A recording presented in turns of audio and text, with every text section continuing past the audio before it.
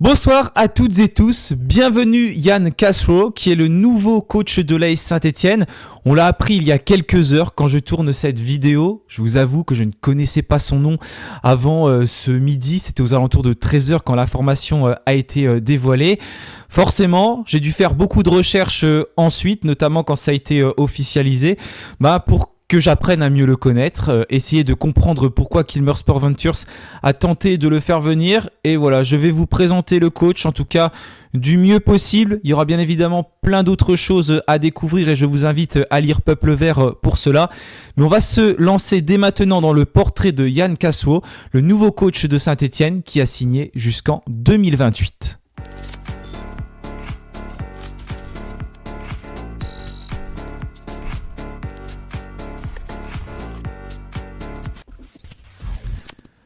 Voilà, c'est à 18h05 précisément que l'AS Saint-Etienne a fait un communiqué pour nous présenter le nouveau coach stéphanois, donc Yann Castro, un Écossais de 39 ans qui est assez jeune mais qui a quand même une sacrée expérience.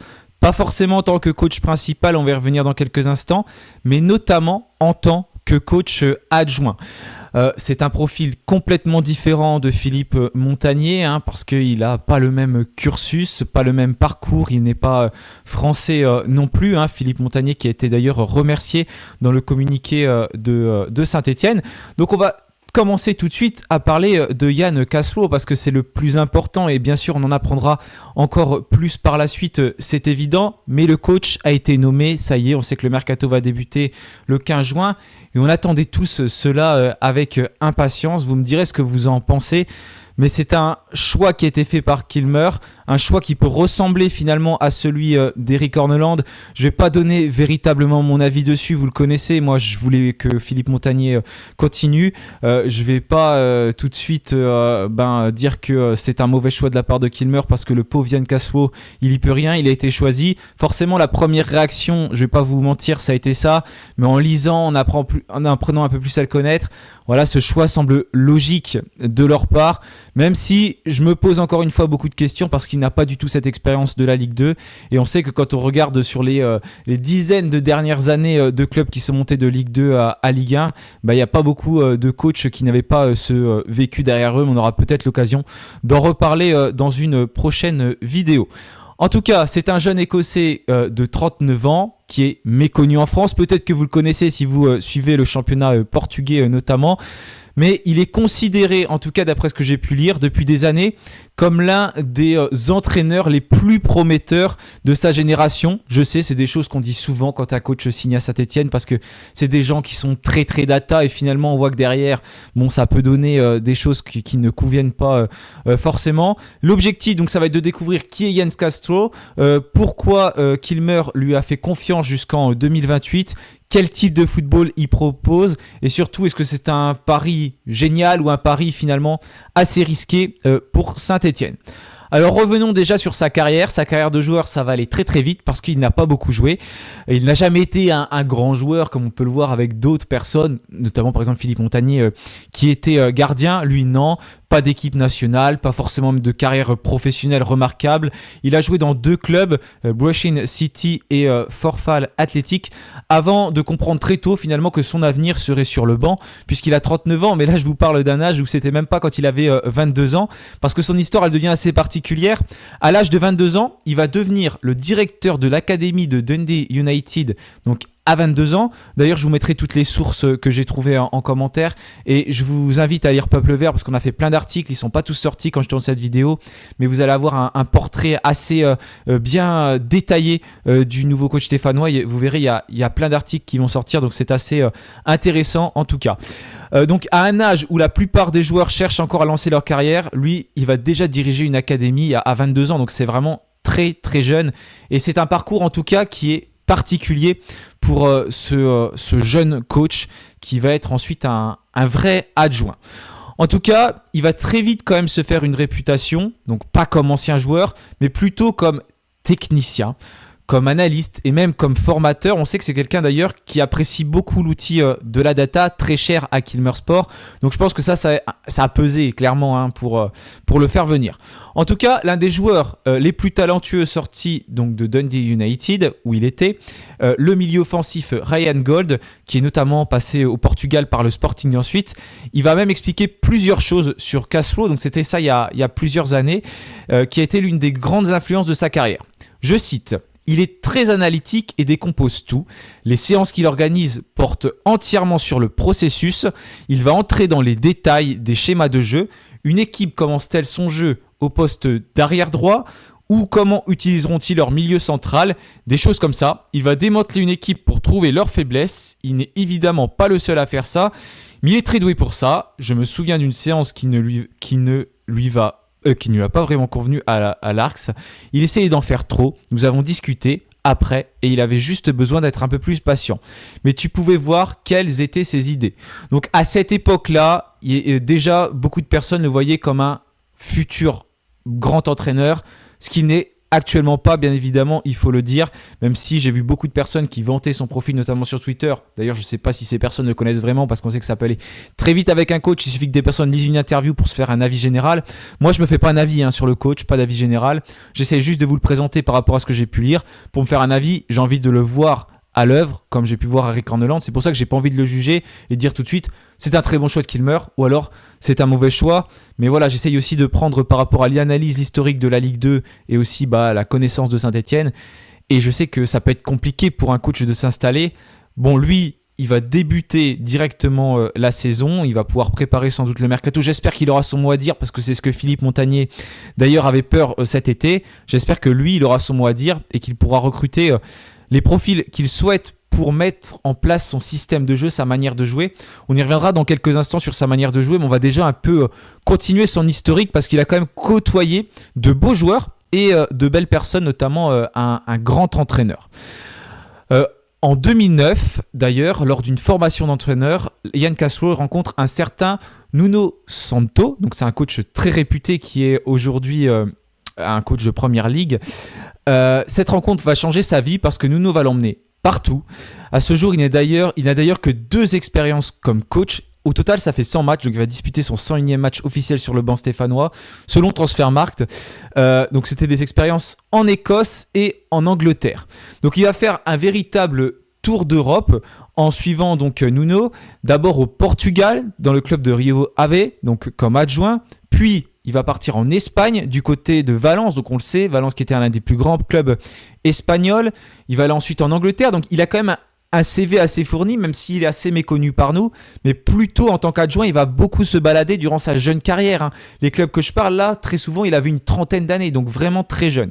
Newcastle, et c'est là qu'il va y avoir un détail intéressant, parce que Steve McLaren est licencié, et Rafa Benitez, donc arrive comme coach, mais à ce moment-là, Castro reste parce que donc Benitez décide de le conserver. Ça montre finalement déjà une réputation qu'il possède dans le milieu, notamment en tant qu'adjoint et par les expériences qu'il a pu prendre. Mais il va rapidement se balader, il va tenter aussi une première approche en tant qu'entraîneur principal en décembre 2016, donc à seulement 30 ans, il y a 10 ans. Il va devenir l'entraîneur principal du Hearts of Midlothian, désolé si je prononce très mal, donc en Écosse. Immédiatement, les critiques vont quand même arriver parce que c'est un très jeune coach et on sait que c'est difficile pour certaines personnes de faire confiance à ces coachs-là. Certains vont estimer finalement qu'il est trop jeune, qu'il n'a jamais joué au haut niveau en tant que joueur, donc il ne connaît pas et qu'il ne pourra pas gérer un vestiaire professionnel. Malheureusement, ça donne raison aux critiques parce qu'il ne va pas faire une belle saison. Les résultats ne suivent pas. 5 victoires en 22 matchs, donc ce ne sont pas des très bonnes statistiques pour lui. Élimination en coupe et donc finalement licenciement quelques mois plus tard. C'est le plus gros échec de sa carrière à ce moment-là. En tout cas, à ce moment-là, donc on a même Brendan Rodgers qui va s'exprimer. Et cet entraîneur va évoquer sa façon de travailler, donc sa manière de jouer. Il va dire que, je cite, c'était clair parce que quand on voit le style de football qu'il essaie d'entraîner, même quand je regarde les types de joueurs qui ont été recrutés, il y a un décalage. Donc en fait, il prend position et il défend le nouveau coach stéphanois, donc Ian Castro. Je cite toujours, tu sais, tu essaies de jouer au football et tu fais venir des joueurs qui jouent un jeu direct. Donc cela me fait me demander d'où viennent les joueurs. Ici, ce sont les siens. Donc finalement, le recrutement n'aurait pas été à la hauteur des ambitions de Yann Castro à ce moment-là, selon Brendan Rodgers. Donc c'était il y a quelques années quand même. Donc c'était un autre monde, un autre football. Et depuis, bien évidemment, Yann Castro, il a évolué, mais c'est sa première vraie expérience, en tout cas sur un banc. Et après, il va mettre assez longtemps à en ravoir une, et c'était son expérience au Portugal avant de venir à Saint-Etienne. On en reparlera dans quelques instants aussi. Donc c'est une phrase qui est importante, même si c'était, comme je l'ai dit tout à l'heure, donc il y a 10 ans, parce que en fait, ça pourrait aussi raconter ce qui va attendre Castro à Saint-Etienne. Son football va finalement nécessiter d'avoir des profils précis, des joueurs qui sont adaptés à sa manière de jouer. Vous allez la voir, sa manière de jouer. Je vous avoue que ça me fait un petit peu peur, mais bon, c'est pas grave, on y reviendra dans quelques instants. Donc, il faut des joueurs précis qui lui correspondent, et j'espère qu'en tout cas, ça va marcher en Ligue 2. Mais encore une fois, j'ai quelques doutes, mais j'ai pas trop envie de donner mon avis dans cette vidéo, parce que j'ai pas envie de juger le coach, et peut-être qu'il est assez pragmatique et pas dogmatique comme était Eric Horneland. Donc finalement, après, il va y avoir un petit peu un retour dans l'ombre, parce qu'après cet échec, il va disparaître Castro pendant quasiment un an. Puis Nuno, fameux Nuno, il va revenir le chercher, et direction de nouveau l'Angleterre, Wolverhampton, où il va retrouver Nuno. Donc là-bas, il va y avoir un gros projet, parce qu'il va participer à l'une des plus belles transformations finalement de ce club en Angleterre, parce que le club de Wolverhampton va passer de Championship à Premier League, et même aller chercher l'Europa League. Donc il va y avoir un vrai travail qui va être fait, qui est très très intéressant dans ce club pendant ces 3 saisons, et Castro va finalement faire partie du cerveau tactique du projet. Donc là, c'est très bien ce qu'il fait. Donc on voit qu'il y a des expériences en Écosse, en Angleterre, au Portugal, en Espagne, pas en France pour l'instant, mais en tout cas il a pu beaucoup apprendre finalement en tant qu'adjoint, plus que comme coach principal, ce qu'il a pu faire en Écosse et au Portugal. Parce qu'après, il va changer de club, il va partir du côté de Tottenham, suivre encore une fois Nuno, donc vraiment sa carrière est associée à lui. Il va le suivre immédiatement, ça dure pas très longtemps, 4 mois en 2021. Finalement, Yann Castro, il va travailler quotidiennement avec des joueurs comme Harry Kane, comme Hugo Lloris, finalement de très bons joueurs de Première Ligue. L'aventure est courte, mais finalement ça renforce quand même son CV et ça lui fait prendre une certaine expérience. Et il va ensuite changer de continent pour rejoindre le championnat d'Arabie Saoudite et le club de Al-Ittihad. Il va encore suivre Nuno, je crois, là-bas. Il va participer au titre de champion d'Arabie Saoudite dans une équipe où évolue notamment un certain N'Golo Kanté ou un Karim Benzema qu'il va avoir donc sous son aile durant quelques mois. Et ensuite, il va tenter une nouvelle aventure. C'est sa dernière aventure en tant que coach. Il va rejoindre le club d'Estoril. Donc on est en juillet 2024. Un, entre guillemets, modeste club portugais qui n'a pas des moyens financiers illimités, mais il va quand même faire de bons résultats. Donc c'est son premier vrai poste d'entraîneur depuis 8 ans. Donc direction Estoril au Portugal. Et c'est peut-être ce qui a convaincu qu'il meurt, sa façon, sa manière de jouer, son système de jeu, plus basé sur un 4-3-3 offensif. Là-bas, les premiers mois vont néanmoins être très compliqués. Très compliqués, ouais. Et il va quand même tenir bon. Le club va décider de lui laisser du temps et progressivement, les résultats vont finir par arriver. En février 2025, il va être nommé entraîneur du mois. On sait qu'il y a des très bons clubs là-bas au Portugal, bien évidemment, comme le Sporting, comme Benfica. Il va avoir ce titre de meilleur entraîneur du mois en février 2025. Son club va terminer la première année 8e du championnat et cette année 10e. Je vais vous épargner quand même un peu la fin de saison parce qu'elle est laborieuse. J'ai envie de dire, ça ressemble un peu aux fins de saison stéphanoises dernièrement. Sur les 8 derniers matchs, c'est 6 défaites et 2 matchs nuls. Voilà, j'arrête là, j'en dis pas plus le concernant. Mais il y a quand même des statistiques qui font assez peur parce que cette saison, tenez-vous bien, c'est 57 buts encaissés en 34 matchs. C'est énorme et ça me fait penser à Eric Horneland. Et 54 buts marqués, donc ça me fait penser encore à Eric Horneland. Une très bonne attaque et une défense pitoyable qui est souvent exposée et vous verrez sa manière de jouer. Je vais vous citer quelques phrases. Moi, elle me fait beaucoup penser au coach norvégien. Mais peut-être que ce n'est pas ça, parce que c'est peut-être un coach qui réfléchit un petit peu plus. Il a notamment écrit un livre où il parle de tactique, mais qu'il n'a pas publié, qui est spécialement pour lui avec les règles, un peu la manière de jouer, la manière de procéder pour entraîner un club.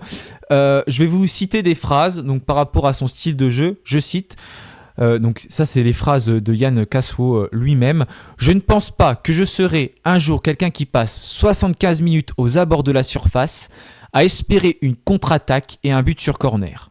J'aurais du mal à être le plus compétent pour ce rôle. Si je vois un entraîneur défendre et laisser l'équipe adverse faire 25 passes avant de toucher le ballon, je vais m'ennuyer et changer de chaîne. » Voilà, c'est un coach qui aime le beau jeu, c'est un coach qui aime avoir la possession du ballon, mener quelque chose.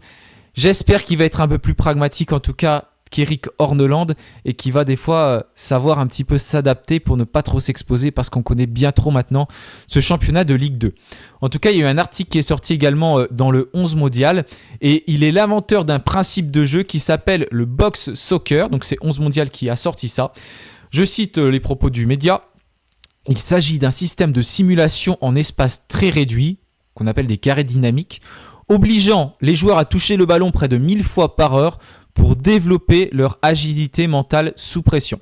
Donc je vais citer ses propos. Il indique lui-même « Créer des environnements d'entraînement proches du jeu réel qui développent instinctivement l'intelligence et les compétences de chaque joueur. » Donc moi j'ai l'impression que c'est un peu là que Kilmer a craqué sur sa philosophie, sur sa manière de jouer, parce qu'on va finalement retrouver des tendances qui sont assez modernes, avec une formation préférée en 4-3-3 qui fait un peu penser à la formation stéphanoise actuelle, mais un 4-3-3 offensif. C'est un coach qui avait peu de moyens, mais qui aime que son équipe a le ballon parce que c'est une des meilleures possessions du championnat portugais, avec 52,7% de possession de balle. Et assez souvent, de manière récurrente, d'après ce que j'ai pu lire, encore une fois, je vous invite à lire les articles sur Peuple Vert, il mettait en place, je ne peux pas dire il va mettre parce que je ne sais pas, c'est du conditionnel à Saint-Etienne, on ne sait pas ce qu'il va faire. Mais sa façon de jouer, c'est de mettre en place un pressing haut, un football proactif, donc ça veut dire que c'est pas un coach qui a envie de subir, comme on l'a lu tout à l'heure. C'est vraiment un coach qui a envie de développer du jeu. Je crois aussi qu'il aime faire jouer les jeunes, qu'il aime utiliser l'outil de la data, comme j'ai dit tout à l'heure, donc je pense que ça va vraiment dans le sens de Kilmer. Et il veut un jeu avec une progression individuelle, chercher la passe qui est assez courte. Mais voilà, en tout cas, c'est un coach qui aime le jeu, quitte à prendre des risques. Et notamment, c'est pas avec ce coach-là qu'il y a beaucoup de centres, comme on peut le voir sur les statistiques. On en a fait un article sur Peuple Vert, je crois qu'il n'est pas sorti quand je suis sur cette vidéo, mais il n'y a pas beaucoup de centres de sa part. Vraiment, il veut chercher la passe courte, faire la différence d'un point de vue technique pour se projeter vers l'avant dans son système en 4-3-3, ce qui fait que derrière, il s'expose beaucoup. Ça va mener à un jeu bien évidemment plaisant, mais un jeu avec beaucoup de risques. C'est peut-être son style de jeu, mais j'ose espérer que Kilmer finalement a pris conscience qu'en Ligue 2 ça ne fonctionnait pas forcément en voyant la manière de fonctionner d'Eric Horneland. Donc il va un petit peu le stopper sur certaines choses en lui disant peut-être qu'il faut mieux aussi procéder de cette manière-là parce que c'est très dangereux en Ligue 2. En tout cas, j'ose espérer que ça va être comme ça. Mais Saint-Etienne enchaîne quand même avec un troisième coach durant l'année 2026. Larry Tannenbaum voulait faire preuve de stabilité. Bon, il n'y a pas trop de stabilité à Saint-Etienne. Mais je pense que voilà, j'ai marqué plusieurs points sur le fait que pour moi, pourquoi Kilmer déjà le veut, parce que il a le modèle du groupe, un peu comme on pouvait le voir avec Horneland, même si c'est pas les mêmes expériences. Horneland, c'était plus donc en Norvège. Lui, c'est un petit peu baladé partout. Il a un CV qui est quand même plus fourni, même s'il n'y a pas trop d'expérience en tant qu'entraîneur principal, mais il a vu de multi-clubs. J'imagine qu'il parle également plein de langues différentes, donc déjà l'anglais, je sais pas s'il parle français, je pense pas. Aussi, j'ai vu que c'était un coach de caractère. J'ai vu une conférence de presse à un moment donné dans son ancien club là, portugais d'Estoril, où il disait vraiment les termes. Je peux pas citer ses propos parce que c'est pas des propos que je peux citer en vidéo, mais voilà, c'est quelqu'un qui a l'air d'avoir une certaine manière de parler, en tout cas en conférence de presse, à voir après ce que ça va donner envers ses joueurs. Mais il est assez jeune, il a 39 ans, c'est un entraîneur qui est assez formateur, on l'a vu par ses expériences dès le début, dès l'âge de 22 ans. Il est polyglotte, il a cette expérience à l'international, on va dire, en Portugal, en Espagne, en Angleterre, en Arabie Saoudite et en Écosse. Voilà, il est capable de travailler avec des jeunes joueurs, mais je pense qu'il y a quand même quelque chose qui est risqué. Déjà, le premier risque, son expérience en tant que numéro 1, elle reste limitée, donc dans 2 clubs, Hearts et Estoril, c'est tout. Deuxième risque, sa seule expérience précédente comme entraîneur principal, Donc la première, c'était finalement terminé par un échec, d'après ce qu'on peut lire, même s'il n'a peut-être pas été assez entendu durant le mercato. Et après, il y a un autre risque à prendre en compte, et je pense que l'environnement à Saint-Etienne, il peut être très compliqué, surtout après la saison ratée de l'année dernière. C'est qu'il arrive en France, donc il redécouvre un autre championnat, en Ligue 2, certes. Il passe de la première ligue portugaise à la Ligue 2. Mais c'est Saint-Etienne, il y aura beaucoup d'attentes des supporters. Il y a eu déjà des mauvais choix de la part de Kilmer, il faut bien le dire. Et là, on repart avec un coach qui a finalement pas trop d'expérience, qui va découvrir un nouveau contexte. Il faut des résultats immédiats parce que les points qu'on perd en début de saison, ils peuvent manquer en fin de saison. On l'a vu encore une fois cette année. Donc je pense que voilà, cette pression, cette attente autour de lui, c'est quelque chose qu'il va devoir gérer. Et j'ose espérer qu'il va avoir les capacités, en tout cas, à faire face à cette pression, parce que même si lui finalement il y peut rien, nous en tant que supporters on va avoir beaucoup d'attentes après cette première après cette première saison ratée en Ligue 2. Donc voilà, finalement c'est un des entraîneurs les moins connus à avoir signé à Saint-Etienne ces dernières années. C'est un profil qui est assez intriguant, peut-être un technicien précoce, parce que j'ai jamais vu débuter un coach aussi jeune. Généralement il y a une carrière de joueur, lui il n'en a pas. Il est passé par plein de clubs différents, des clubs qui sont quand même assez huppés et de haut niveau. Ça, c'est quand même quelque chose de positif finalement, parce qu'il n'a pas qu'une expérience en Norvège comme à Brann par exemple, même si je respecte beaucoup ce club. Il a vu Valence, il a vu Newcastle, Wolverhampton, Tottenham, un championnat comme l'Arabie Saoudite qui se développe. Il a coaché des grands noms comme donc Benzema, comme N'Golo Kanté, comme Harry Kane, comme Hugo Lloris. Il a vu ces joueurs-là. Donc il sait ce que c'est, des équipes qui sont bien formées, bien rodées. Plus rodé que Saint-Etienne actuellement en tout cas.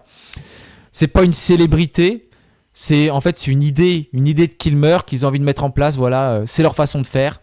On n'y peut rien et il faut faire avec et espérer en tout cas que ça fonctionne.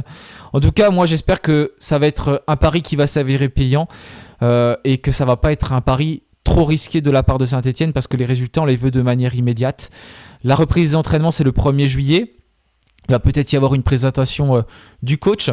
Je vais vous lire quand même le communiqué du club, même si ça reste que des paroles, hein, mais on va conclure la vidéo comme ça.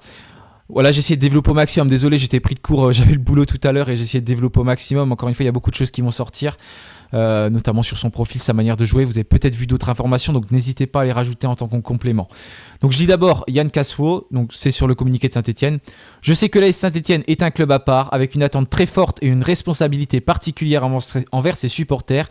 Ce qui m'attire ici, c'est la possibilité de construire quelque chose de clair, une équipe qui sait ce qu'elle veut faire, qui travaille avec intensité, qui aide les joueurs à progresser et qui avance avec courage. Il y a beaucoup d'énergie autour de ce club. Notre rôle sera de la transformer en travail, en exigence et en progrès sur le terrain. Je cite maintenant Ivan Gazidis. Yann s'est construit un parcours singulier. Il n'arrive pas avec une trajectoire conventionnelle, mais avec une expérience très riche de l'entraînement, du développement des joueurs et de plusieurs cultures footballistiques. Nous avons été particulièrement impressionnés par sa capacité à donner une direction claire à une équipe, à faire progresser les joueurs et à créer un environnement de travail exigeant. À Estoril, il a montré qu'il pouvait faire avancer un club avec méthode, identité et stabilité. C'est précisément ce que nous voulons installer à Saint-Etienne. Bon, je ne vais pas lire le communiqué de l'arrivée d'Eric Corneland parce que j'imagine qu'il y ressemblait. En tout cas, si on regarde ses statistiques cette saison, donc en Liga Portugal, c'est 34 matchs, 10 victoires, 9 nuls, 15 défaites. La plupart du temps, c'est un système en 4-3-3 offensif. Il peut également s'adapter. Cette saison, par exemple, il y a eu du 3-5-2 durant la fin de l'année la première partie de saison. Il y a eu du 3-4-2-1, du 3-5-2 et après il est rapidement passé au 4-3-3, 4-1-4-1. Voilà, mais en tout cas, c'est un coach qui promouvoit le jeu offensif. Ses statistiques en carrière, c'est 100 matchs. 31 victoires, 25 nuls, 44 défaites, mais j'ai pas envie trop de parler de ça. 146 buts marqués, 161 buts encaissés, 1,18 points pris par match. C'est pas des statistiques flamboyantes, bien évidemment, mais ce sont ces statistiques et c'est le coach que Kilmer Sport a voulu faire venir à Saint-Etienne. En tout cas, moi, comme je disais tout à l'heure, je ne jugerai pas du tout Yann Cassuo. J'attends beaucoup de lui parce que j'ai vu plein de personnes aussi dire du bien de lui, que c'était un coach intelligent, un coach, on va dire, un petit peu moderne. Et ben voilà, j'espère que ça va fonctionner, mais des fois, je sais aussi que la modernité, ce n'est pas que ce qui fonctionne. Il faut être un petit peu plus conventionnel. En tout cas, je lui souhaite bonne chance parce que j'ai envie qu'il réussisse et j'ai surtout envie que l'AS Saint-Etienne réussisse et se relève, parce que nous on a beaucoup d'attentes en tant que supporters, donc espérons que ça finisse par payer.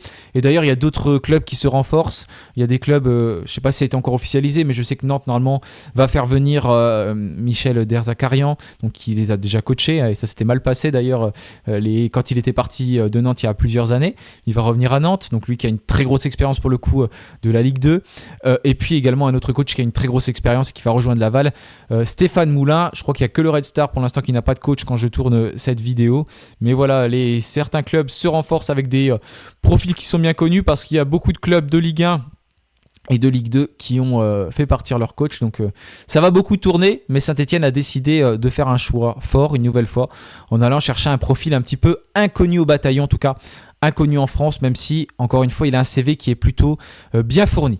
Voilà, j'attends votre avis, même si c'est difficile de donner son avis, mais en tout cas, est-ce que pour vous connaissez que Kilmer a fait ce choix-là? Je sais que j'avais fait un sondage et vous étiez beaucoup à vouloir plutôt un coach pas étranger, mais un coach qui connaisse bien le championnat de Ligue 2. Bon, il va falloir faire avec, on n'a pas le choix. C'est pas nous qui donnons notre avis, c'est Kilmer qui a son projet en place. Espérons que ça fonctionne, en tout cas pour Saint-Etienne. Mais encore une fois, bonne chance à Yann Castro. Et j'imagine qu'on va apprendre encore plein de choses sur lui. Voilà, je suis quand même arrivé à 26 minutes de vidéo. Merci à tous ceux qui m'ont suivi. Encore merci pour votre fidélité. Et puis on se retrouvera très bientôt pour une nouvelle vidéo, certainement avant l'ouverture du mercato. Voilà, très bonne semaine à vous. Et bien évidemment, allez les Verts.